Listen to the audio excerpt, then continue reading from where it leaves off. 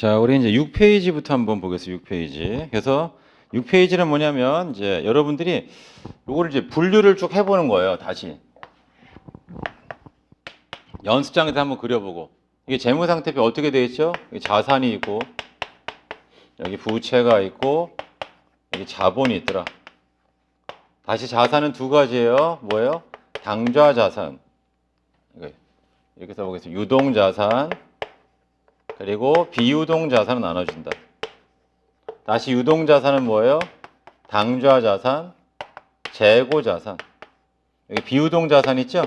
얘는 투자 자산, 유형 자산, 무형 자산, 그리고 기타 비유동 자산 이런 식으로 나와 있습니다. 그 다음에 당좌 자산에는 뭐가 있냐? 재고 자산 뭐가 있냐? 이걸 이제 더 세부적인 항목으로 더 들어가는 거죠. 그러니까 어떤 이제 이걸 뭐라면 여기 들어가는 이게 계정 과목이란 말이에요.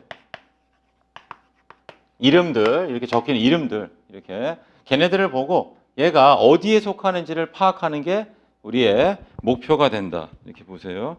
자, 그러면 거기 6페이지 가보시면 제일 위에 당좌에 뭐가 있어요? 현금 및 현금성 자산이 있죠? 거기 보시면 현금 및 현금성 자산이고요. 보통은 이걸 안 써요. 그냥 현금이다. 그럼 현금이라고 쓰면 이거 자체가 현금 및 현금성 자산이다. 이런 뜻이 되겠어요. 현금 및 현금성 자산이다. 그래서 뜻이 뭐냐면 이게 영어로 하면 캐시고 이건 캐시 이퀴벌런트. 그래서 현금하고 현금 비스무리한 것들을 다 한꺼번에 묶어놨다. 그러니까 여기는 뭐도 들어있냐면 예금도 들어있어요. 예금은 뭐죠? 은행에 넣어둔 거죠. 그러니까 이런 말 안 해요. 여러분 시제금. 시제금은 뭐예요? 회사 금고 안에 들어있는 돈. 근데 요새는 이제 시제금이 별로 없을 거예요. 왜냐하면 다 카드 같은 걸 쓰는 거죠. 그러니까 옛날에는 뭐냐면 격리 직원들이 이제 각 부서에 돈을 줬을 텐데 이 돈을 가지고 이제 한 달 동안 운용해서 써라 이렇게. 근데 지금은 법인 카드를 주면 되잖아요. 그러니까 실제로는 시제금 액수가 많지가 않더라고요. 옛날에는 뭐냐면 지갑이 되게 중요했어요. 지갑. 왜냐하면 지갑에 돈이 얼마가 들어 이게 되게 중요했단 말이에요. 이렇게. 근데 지금은 뭐예요? 신용카드가 있으면 되잖아요. 카드 한 장만 있으면 모든 게 다 되니까 버스를 탈 수도 있고 택시를 탈 수도 있고요. 밥을 먹을 수 신용카드 하나면 모든 게 다 된다. 이제 점점 스마트폰에다 신용카드를 넣어서도 이제 갈 수도 있는 거고 이렇게. 아무튼 그다음에 이 예금이 되는데 예금에는 뭐가 되냐면 이런 말 씁니다. 요구불 예금이에요. 뭘 요구해요? 인출을 요구하면 즉각 내어주는 거. 그런 예금만 현금으로 분류한다 이런 뜻이에요. 그러면 인출을 요구했지만 돈을 안 내줘요. 왜냐하면 그런 것들이 뭐냐면 이런 거죠. 정기예금이다. 우리가 3개월 정기예금에 가입해서 이런 말 쓰죠.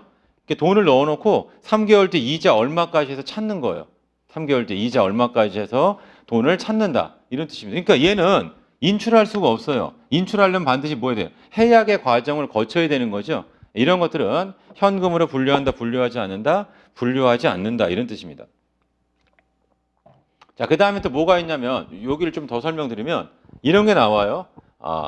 통화란 말이 나오고 이렇게 통화 대용증권이 나와요. 용어를 자꾸 알아두시면 돼요. 이렇게 통화는 뭐냐면 지폐나 주화를 얘기하는데 이걸 다른 말로 뭐냐면 한국은행권. 한국은행에서 발행은 그게 통화란 말이에요. 지폐나 주화를 얘기합니다. 통화 대용증권은 뭐냐? 쉽게 말하면 수표를 얘기해요. 수표. 우리 수표. 수표는 뭐죠? 요즘에는 이제 우리가 카드 같은 것도 많고 계좌이체 이게 잘 되고 하니까 수표 같은 걸 볼 때는 집 사고 팔 때 그때 이제 수표 뭐냐면 잔금을 계좌이체를 안 하고 이제 현금으로 이제 줘야 되는데 그때 이제 분실의 위험 등이 있으니까 어떻게 한다? 수표를 갖다 이렇게 제시한다. 수표를 제시. 왜냐하면 만약에 이게 금액이 크면 이제 작으면 상관없는데 금액이 예를 가지고 10억짜리 수표예요. 이렇게 그럼 내가 10억짜리 수표를 주웠다. 쓸 수 있냐? 못 쓰죠. 은행 가서 10억을 제시하면 은행이 당신이 10억 어디서 이거 왜 했는지 물어볼 거 아니에요. 이렇게. 그러니까 분실이 되더라도 이걸 쓸 수가 없고 그래서 은행에 이제 얘기하는 건 잃어버렸을 때 그러면 이제 은행에서 뭐냐면 그 수표를 들고 있는 사람 오라고 하는 거예요.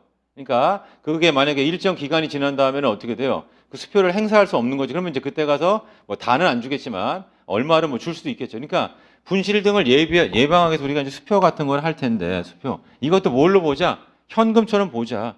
왜냐면 수표를 제시하면 그만큼 돈을 내어줄 테니까. 아무튼 이런 통화나 통화 대용증권 이게 다 어디에 들어가요? 현금 및 현금성 자산에 들어가고요. 우리가 중요한 건 뭐냐면 아까도 얘기했었습니다. 유사한 건 다 통폐합시키라. 그러니까 우리는 지금 목표가 뭐 하는 거죠?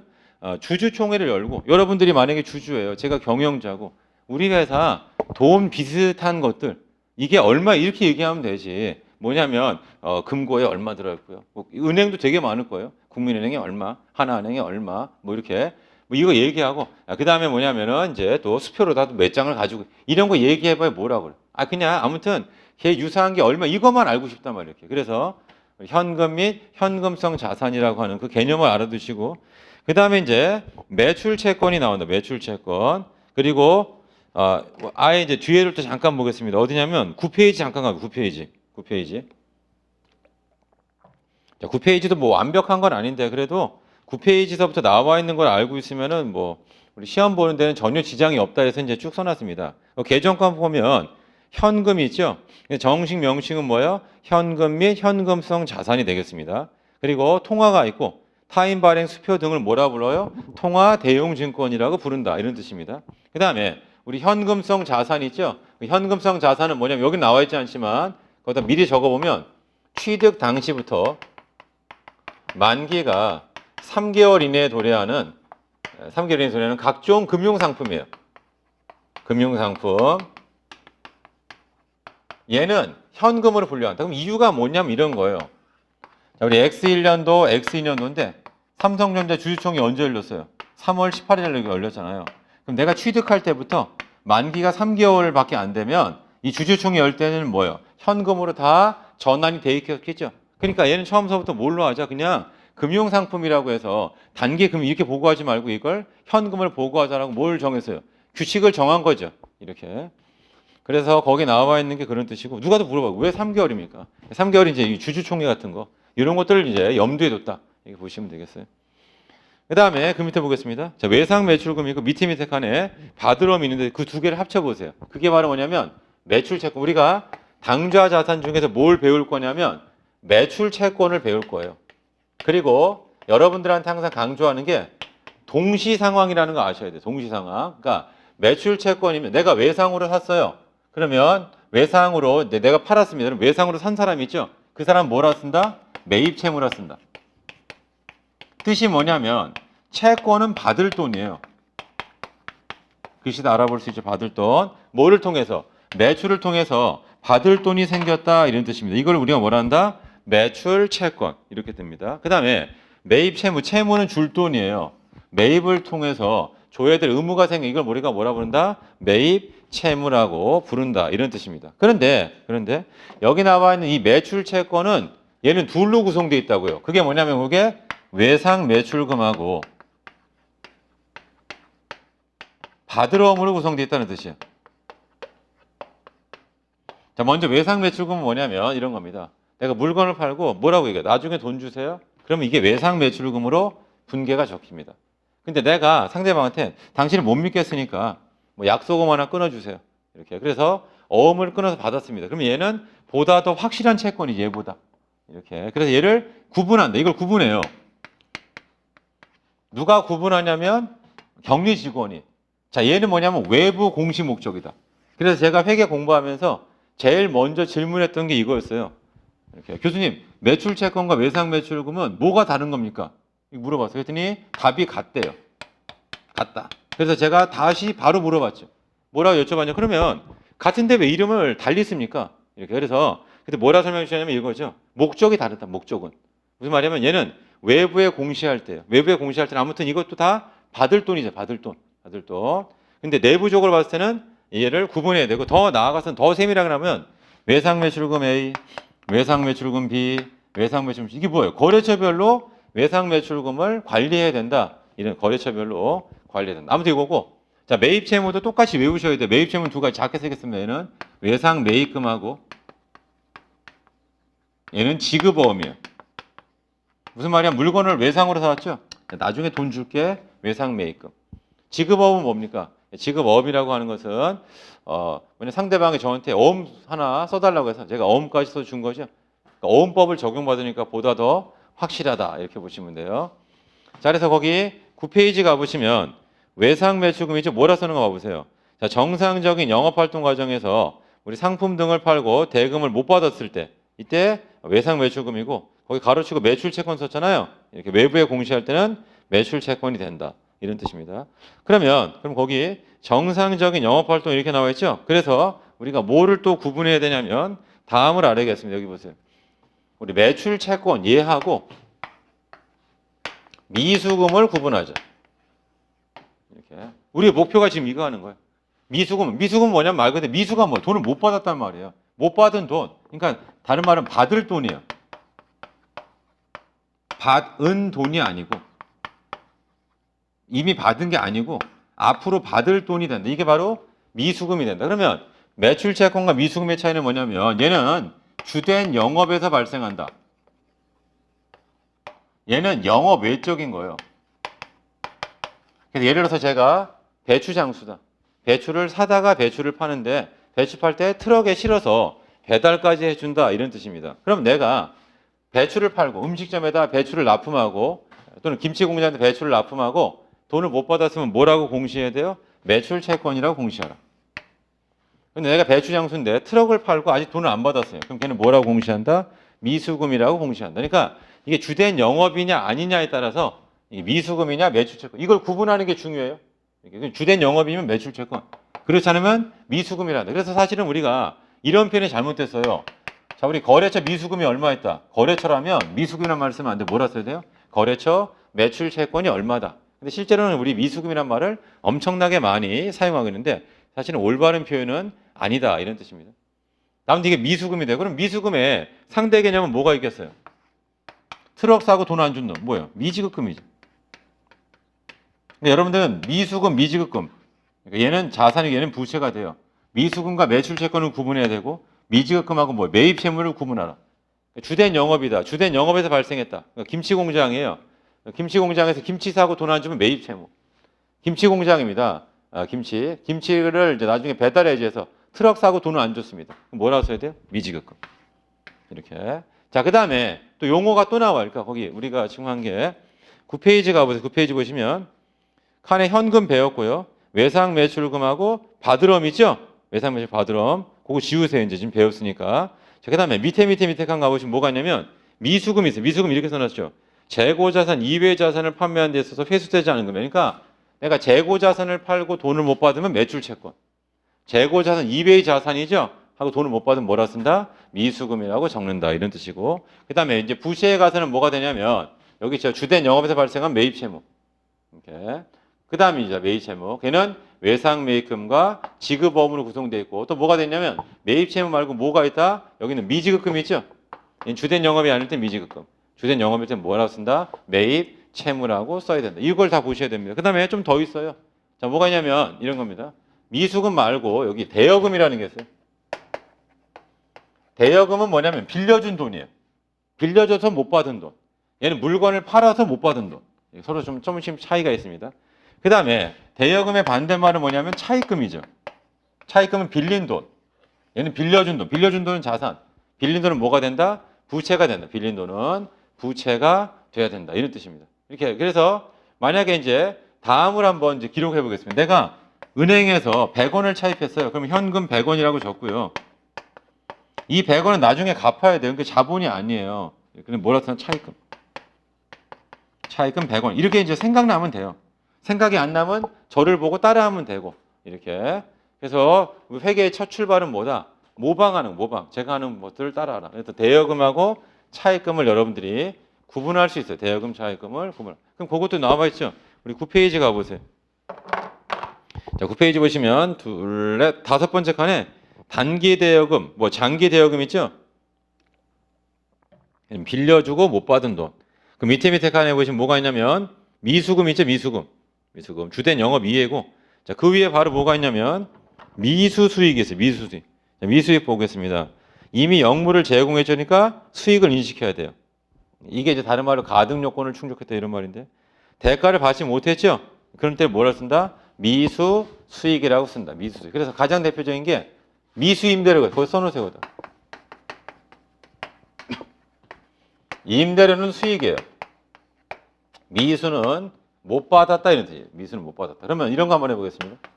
내가 임대차 계약을 체결했는데 이렇게 임대차 계약을 체결했는데 매월 이제 임차료 또는 임대료를 갖다 이렇게 언제 받냐 하면 다음 달 10일 날 받는다. 그러면 12월치 월세는 언제 받아요? 1월 10일 날 수취한다. 1월 10일 날 수취한다 그런 뜻이에요. 그런데 중요한 건 뭐냐면 12월 31일자 기준으로 다음과 같이 분개를 하셔야 돼요. 만약에 월세가 100만 원이면 미수 임대료 100만 원. 여기다 월세 임대료 수익이죠. 100만 원. 이런 식으로 분개를 하라. 이런 식으로 분개를 하라. 이런 뜻입니다. 그 다음에 여기 나와 있는 것처럼 실제로 여기 100만 원을 수취했을 때는 현금을 받았잖아요. 수익을 잡으면 중복 계상이에요. 미수 임대를 지우라. 미수 임대료 자산이에요. 받을 돈이에요. 근데 이렇게 여기 나와 있는 미수 수익 같은 경우에는 뭐냐면 기간 경과에 따라 수익이 발생할 때 쓰는 거예요. 아까 우리가 여기 나와 있던 뭐가 있었냐면 미수금이에요. 얘는 물건 같은 거를 이제 팔고서 못 받은 거죠. 시간에 따라서 수익이 생기는 게 아니에요. 그러니까 누가 물어봐서 미수 수익하고 미수금은 뭐가 다릅니까? 이렇게. 그래서 미수 수익은 뭐냐? 시간, 기간 경과에 따라 수익을 잡을 때 쓰는 거예요. 그러니까 미수임대로 미수이자죠. 이자 어떻게 돼요? 내가 돈을 빌려줬죠. 시간이 지남에 따라 생기는 겁니다. 그럴 때 쓰는 게 바로 뭐냐면 미수 수익이 된다. 그리고 반대말은 뭐가 되냐? 미지급 비용이 있어요. 그러니까 부시에 보면 여기다 써볼게요. 미지급 비용. 이 미지급 비용의 가장 대표적인 게 뭐가 있냐면 미지급 이자가 있죠. 미지급 급여가 있죠. 이렇게. 자, 월급을 다음 달 10일 날 준다. 이렇게. 그러면 분개를 써야 돼요. 12월 급여, X1년 12월 급여는 급여 100. 여기다 뭘 쓴다? 미지급 급여라고 쓰셔야 돼요. 급여 채무, 급여 채무. 그러니까 이름이 이게 급여 채무예요. 우리 매입 채무는 뭐예요? 매입을 통해서 돈을 줘야 될 의무가 생겼다. 급여 채무는 뭐예요? 급여를 통해서 내가 돈을 줄 의무가 생겼다 이런 뜻입니다. 그 다음 얘는 언제 없어지냐 이런 뜻이에요. 이렇게. 그래서 내가 현금을 지급하죠. 이렇게 100을. 뭘 지워야 돼요? 미지급 급여를 지우죠. 돈을 줬으니까 미지급 급여는 의무예요. 의무. 부채라고요. 부채. 돈을 줘야 될 의무가 소멸됐다. 의무가 소멸됐다 이런 뜻이에요. 이런 게 막 자유자재로 떠오르면 좋아. 이렇게. 그러니까 공부할 때는 이거밖에 안 하는 사람이 있는데 밑에 걸 꼭 생각해 봐요. 그러면 현금을 지급해서 다음 달 10일 날 지급했을 때 회사는 뭘 지워야 돼요? 미지급 급여라고 하는 빚을 갚았으니까 의무를 감소시켜야 된다. 부채를 감소시켜야 된다. 이런 뜻이에요. 됐죠? 그래서 다시 9페이지 가보시면 9페이지. 거기 이제 뭐냐면 우리 현금 배웠고 외상 매출금 그다음 밑에 받으러는 배웠고 단기 대여금 미수수익 배웠고 미수금 배웠습니다. 그다음에 소모품 나와있죠. 소모품. 거기 좀 별표를 쳐보시고 이제 뒤에도 나올 텐데 여러분들 구분해야 돼. 뭘 구분하냐면 소모품하고 소모품 B를 구분하셔야 돼. 결론적으로 얘는 자산이고요. 얘는 비용이 된다는 뜻이에요. 결론적으로 얘는 미사용분이에요.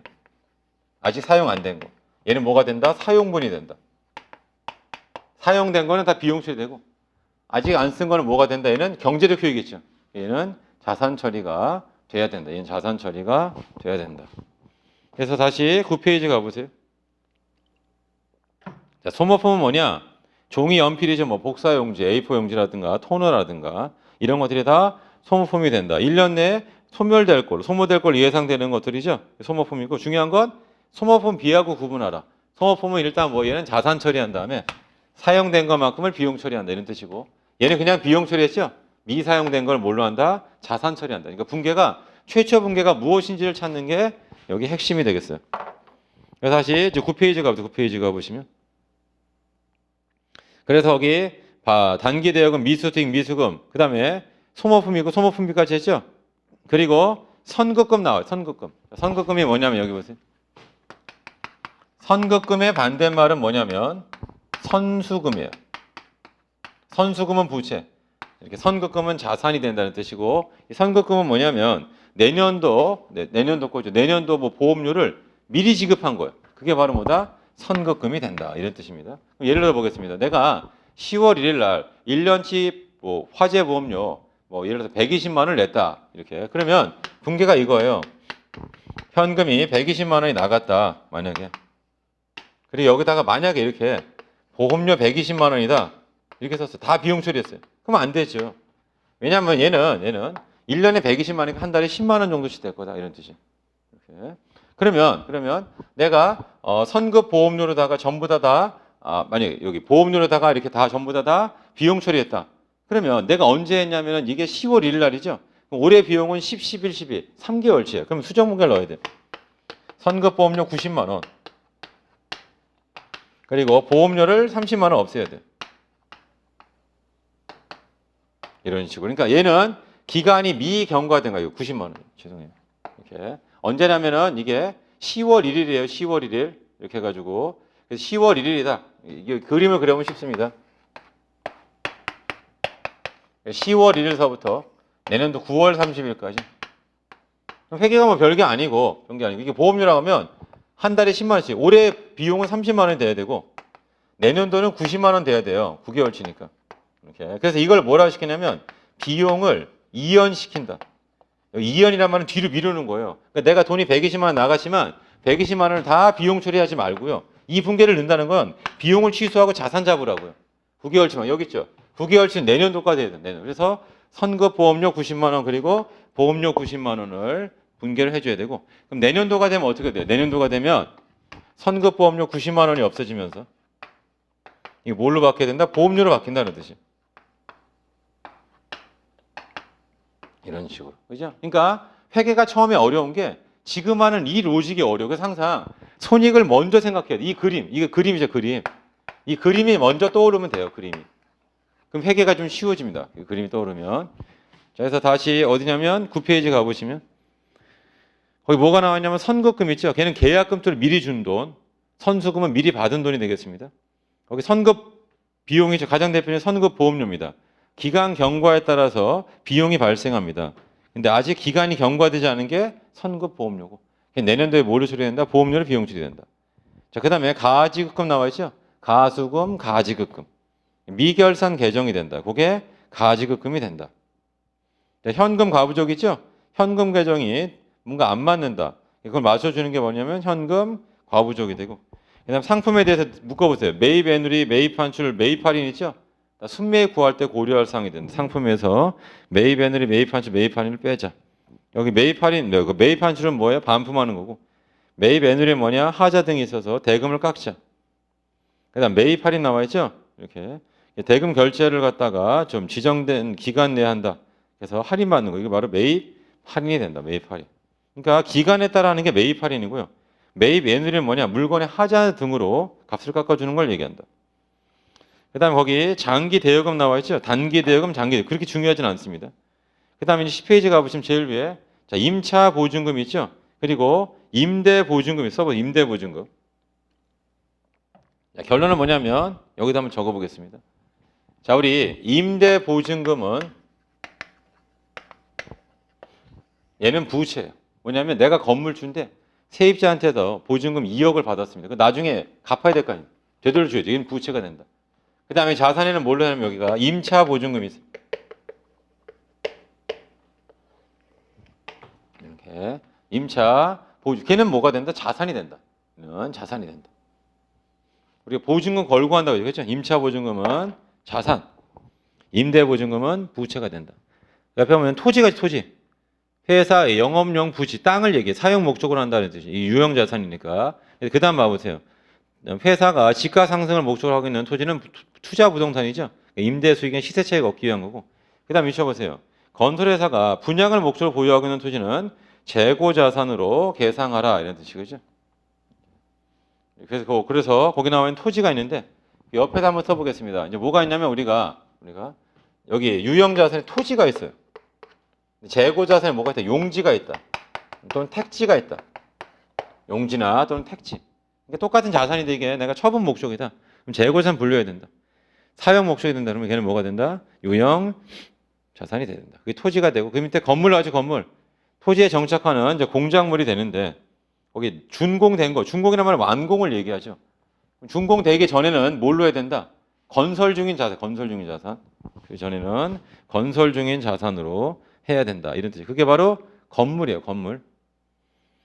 자, 그 다음에 거기 보세요. 토지에 정착하는 공작물인데 준공된 걸 얘기하고요. 그 다음에 냉난방, 조명 이런 것들이죠. 이렇게. 이거 포함되면 지붕이나 둘레의 벽을 갖추고 있는 주택, 사무소 뭐 이런 것들이 다 포함되고. 자, 감가상 누계액은 뭐냐? 감가상비를 합쳐놓은 걸 얘기한다. 그다음에 거기 구축물 나와 있죠? 구축물. 예, 구축물은 뭐냐? 거기 주차장이나 굴뚝, 유형 자산이에요. 쉽게 말하면 구축물. 예, 그런데 거기 나와 있습니다. 기업이 소유하고 있으면서 자기의 경영 목적을 위해서 사용하고 있는 토지 위에 정착한 것으로 건물 이외의 토목 설비의 공작물 및 이에 부속 설비가 된다. 이런 뜻입니다. 그다음 거기 기계장치 나와 있죠? 기계장치. 기계장치는 뭐가 중요하냐면 기계장치 취득원가의 매입가에다 운반비, 운송보험료 있죠? 그다음에 조림비, 그다음에 설치비, 시운전비 등등 나와 있습니다. 조립비예요, 조립비. 거기 나와 있는 거 기계를 조립하고 한다는 거죠. 기계장치고요. 차량 운반고도 마찬가지죠. 우리 자동차 사는 거 나온 겁니다. 이렇게. 그다음 비품이 있죠. 소모품과 다른 건 소모품 내용 녀석이 1년이 안 되고 비품은 1년 이상인 걸 얘기한다. 자, 건설 중인 자산 별표 치시고 완공이 되면 건설 중인 자산이에요. 완공 전에는 뭘로 한다? 이렇게 완공이 되면 건물이에요. 완공 전에 뭘로 한다? 건설 중인 자산을 한다. 이렇게. 그래서 여러분들이 건설 중인 자산의 개념을 꼭 알아두셔야 되는데 걔는 이런 개념이 돼요. 건설 중인 자산은. 자, 내가 이제 뭐냐면 건물 우리 회사 사옥을 짓기 위해서 땅을 사고요. 건물을 사고 건물을 갖다가 이제 뭐 짓죠. 그럼 재료비, 노무비 이런 게 들어갈 거 아니에요. 이런 걸 다 뭘로 한다? 이 건물이 완공되기 전까지는 뭘로 해야 된다? 이를 건설 중인 자산을 한다. 건설 중인 자산은 삼각회 안에 안 한다. 우리 수익 비용 대응 원칙인데 말 그대로 건설 중이기 때문에 아직 수익 창출 활동을 못 해요. 그거 하면 그때부터 삼각을 해야겠다. 이런 뜻. 아무튼 이게 건설 중인 자산이 되는 건설 중인 자산. 됐죠? 그거 한번 보시고 그다음에 19페이지 가보시면 그래서 제일 위에 토지가 있는데 용지랑 좀 구분하자. 투자 부동산하고 좀 구분하자 이런 거고. 건물이죠, 건물. 그다음 감가상 누계획 있어. 누적치를 얘기하고요. 구축물이죠, 구축물. 주차장, 굴뚝, 상하수 이런 것들은 다 구축물이 되는 구축물. 기계장치, 차량 운반고 받고. 자, 비품은 뭐예요? 소모품과 다른 게. 복사기가 있으면 토너가 있다. 토너가 뭐가 된다? 거기. 그다음에 복사기가 뭐가 된다? 거기 나죠. 비품. 토너는 뭐가 된다? 소모품. 이렇게 보시고. 자, 건설 중인 자산이죠. 완공되기 전 상태가 건설 중인 자산. 그다음 외상 매입금 지급보험 합쳐 보세요. 그게 뭐예요? 매입 채무. 그 밑에 지급보험 밑에 보면 뭐가 있어요? 미지급금 있죠? 미지급금. 그다음 거기 보면 예수금이나 가수금 등이 있다. 예수금이나 가수금. 자, 오른쪽 가보시면 오른쪽 11쪽 11쪽 가보시면 자, 제일 위에 선수금이죠. 선수금. 선수금 별표 치시고 돈을 미리 받았으니까 걔는 뭐가 된다? 부채가 된다. 부채. 선수금은 부채. 단기 차입한 것도 있고요. 자, 매출을 하게 되면 어떻게 된다? 거기 나와 있는 미리 받은 금 이런 것들을 지워야 되겠다. 여기 상품 매출이 있고요. 그 매출 환입 및 애누리가 있죠? 얘는 다 매출 차감이 된다. 거기 나와 있습니다. 매출 할인 있죠? 매출 할인. 다 매출에서 차감한다. 그 밑에 보면 제품 매출, 매출 할인이 있죠? 그러니까 뭐냐면 상품 매출도 있고 제품 매출도 있더라 이런 뜻이. 그 다음에 각각에 대한 매출 원가가 있고요. 자, 임금인데 보통 얘는 공장 근로자에게 지급하는 그걸 이제 임금이라는 말을 쓴다. 됐죠? 그 다음에 우리 복리후생비가 있어요. 복리후생비. 그래서 거기 여비, 교통비, 뭐 접대비, 뭐 통신비 뭐 이런 거 나와 있어요. 그거 좀 설명드려보면 자, 여러분들 아셔야 될 게 뭐냐면 이렇게 회사가 있으면 회사 내부에 있는 임직원이라고 하죠. 이 사람들을 위한 돈, 그게 바로 뭐냐? 거기에 복리후생비. 그 다음에 회사 밖에 보시면 거래처가 있죠. 거래처 사람 만나고 이제 돈 쓰는 겁니다. 이렇게 해가지고. 요거 자체가 요게 접대비가 된다. 서로 이제 구분을 해야 돼. 구분을 해야 된다. 회계에서는 둘 다 판관비예요. 근데 문제가 되는 건 법인세 얘기할 때, 복리후생비 그대로 다 비용 처리가 되는 거고. 접대비 있죠. 이건 뭘로 한다? 기타 사유 유출로 처리한다. 기타 사유 유출로 처리한다. 자, 됐죠? 자, 그래서 다시 19페이지 가보세요. 19페이지. 아니, 거기 19페이지 오른쪽 11페이지 가보세요. 11페이지. 11페이지. 거기 보시면 제일 밑에가 여비교통비가 있고요. 그 밑에 보면 접대비가 접대비. 접대비가 제일 중요하니 거기 이제 항목 여러 개 써놨습니다. 접대 뜻이 이제 첫 번째 나와 있고요. 두 번째 점은 뭐냐면 교재비, 기밀비, 사례비 이렇게 이런 것들도 다 포함된다는 뜻입니다. 그다음 얘는 접대비 한도액이 있고 그래서 뭐 한다? 한도 초과액을 구할 수 있다 이런 뜻. 자, 다음 페이지 가보시면 이제 12페이지 가보세요. 자, 거기 세금과 공과 있죠? 자, 세금과 별표를 쳐보시고 세금과 공과. 그래서 이 세금과 공과는 이제 두 가지로 여러분들이 좀 생각해 보시겠습니다. 세금과 공과. 자, 예를 들어서 내가 이제 토지를 매입한다. 여기 현금 1,000이 나가면서 토지라고 쓰죠. 이렇게. 그 다음에 이제 쉽게 말하면 이제 요런 것들이 이제 나와 있어요. 지금 하고 있는 거. 요게 토지에 대한 그 항목이 나와 있다 이런 뜻이 토지에 대한 항목. 자, 이제 그 다음에는 이제 거기 12페이지를 다시 가보세요. 12페이지. 거기 가보시면 세금과 공과라고 하는 걸 지금 하고 있었잖아요. 이 토지에 대해 취등록세를 내야 된다 이런 뜻이에요. 그러니까 현금이 쉽게 말하면 50원만큼 나가요. 그리고 취등록세를 내서 그럼 50원. 얘를 갖다가 세금과 공과 이런 식으로 쓰면 안 되고요. 이 50은 뭐라고 써요? 토지. 그러니까 토지를 토지로서 사용 가능한 상태를 만들 때까지 발생하는 모든 지출액을 다 무슨 원가로 한다? 토지 원가로 해야 된다. 그런 개념이 조금 중요합니다. 그런 개념들이 중요하다. 됐죠? 그래서 다시 12페이지 가보시면 보험료가 있어요. 보험료. 그리고 차량 유지비가 있죠. 차량 유지. 뭐 기름 넣는 거, 엔진오일 가는 거. 자, 그 밑에 보면 경상 연구 개발비가 있죠. 연구비가 있고 개발비가 있다. 근데 경상적인 게 거기 나와 있습니다. 그죠? 경상 연구 개발비가 된다. 경상 연구 개발비. 자, 운반비나 교육훈련비가 있죠. 상품 제품을 자 판매하는 경우 발송하는 또 거기 보면 이제 14%로 이제 원천 징수하는데 그래서 거기 나와 있는 것처럼 얼마가 된다? 그 운반비가 있고 운반비. 운반과 관련해서 발생하는 비용. 교육훈련비, 도서인쇄비 등 나와 있죠. 직원들 교육훈련을 시키는 거고. 그다음 도서인쇄비는 책을 갖다가 또는 잡지 뭐 이런 거 하는 게 도서인쇄비. 자, 회의비가 있죠. 회의비. 회의비. 그래서 회의를 진행하면서 지출하는 뭐 다가라든가 음식물 이런 것들을 우리가 통상 회의비라고 하고 이거를 더 초과한다.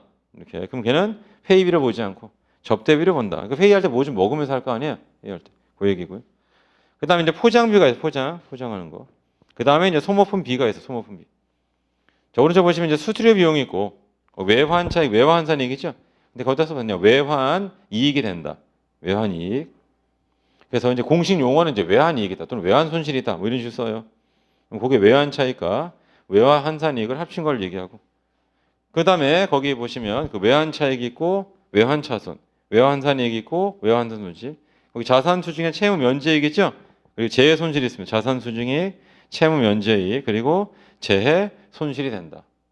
이게 이제 뭐냐면 옛날로 말하자면 이게 특별 손익이었습니다.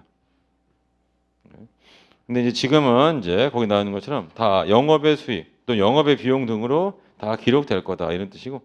자, 다음 페이지 14페이지가 14페이지.